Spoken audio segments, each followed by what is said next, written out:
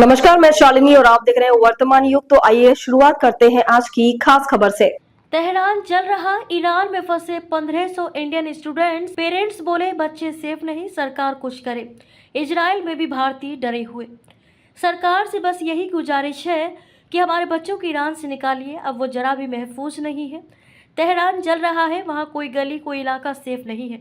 Internet बंद है, 10 से 15 बार कोशिश करने पर किसी तरह एक फ़ोन लग रहा है। हम सब बहुत डरे हुए हैं। इराक और पाकिस्तान ने अपने स्टूडेंट्स निकाल लिए, अब बस हमारे बच्चे ही फंसे हैं। कश्मीर की रहने वाली रेहाना अख्तर की बेटी शाहीन उन 1500 भारतीय स्टूडेंट्स में से है जो ईरान इजराइल के बीच बने जंग के हालात में तेहरान में फंसी हैं। इजराइल ने 15 जून की दोपहर तेहरान के हुजत दोस्त अली हॉस्टल पर हमला किया, जिसमें कुछ कश्मीरी स्टूडेंट्स घायल हुए हैं। इसके बाद से वहां फंसे भारतीय स्टूडेंट्स के परिवारों का तनाव और बढ़ गया है। हालांकि तेहरान से 150 किलोमीटर दूर कोम में रह रहे कारगिल के विलायत काचो अभी ईरान को सेफ बता रहे हैं। बातचीत में वे कहते हैं कि यहाँ अब भी सब कुछ आम दिनों की तरह है। वहीं इजराइल के हाइफा में पड़ रहे केरल के सूरज रंजन डरे हुए हैं। वे कहते हैं इस बार हालात सबसे ज़्यादा डरावने हैं। हमास के हमले के वक्त भी खौफ था, लेकिन इस बार ज़्यादा है।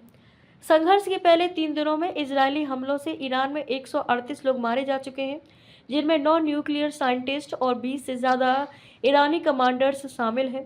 350 से ज़्यादा लोग घायल हैं। ईरान भी इजराइल पर 150 से ज़्यादा मिसाइलें दागी हैं। इसमें 14 इजरायली मारे गए हैं और 380 घायल हैं। ईरान और इजराइल में रह रहे भारतीय स्टूडेंट्स और उनके परिवारों से बातचीत की, साथ ही अंतर्राष्ट्रीय मामलों के एक्सपर्ट से समझने की कोशिश की कि इजराइल और ईरान के बीच अगर जंग बढ़ी तो भारत पर क्या असर होगा।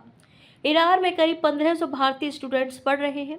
इनमें करीब 1300 कश्मीरी हैं। 15 जून को इजराइल की एयर स्ट्राइक में तेहरान का हुज्जत दोस्त अली हॉस्टल भी निशाना बना।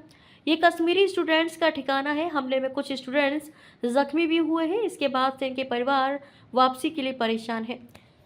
श्रीनगर की रहने वाली सजादा अख्तर का बेटा तेहरान में पढ़ रहा है। वे कहती हैं बच्चे भले ही हमसे परेशान ना होने को कह रहे हैं, लेकिन पिछले 3-4 दिनों से जो हालात बने हैं उसे देखकर हम डरे हुए हैं। हमारी रातों की नींद और भूख प्यास अब खत्म हो गई है। इजराइल इतने मिसाइल अटैक कर रहा है कि कब क्या हो जाए कोई नहीं जानता। ये किसी देश की अंदरूनी लड़ाई नहीं है। कश्मीर के बडगाम के रहने वाले सोहेल की भी यही गुजारिश है।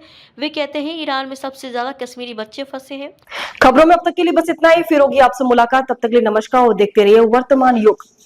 ऐसे ही लेटेस्ट अपडेट पाने के लिए हमारे चैनल को सब्सक्राइब करें और तुरंत नोटिफिकेशन पाने के लिए बेल आइकन दबाना ना भूलें। यदि आप हमें फेसबुक या इंस्टाग्राम के माध्यम से देख रहे हैं तो हमारे पेज को फॉलो जरूर करें। धन्यवाद।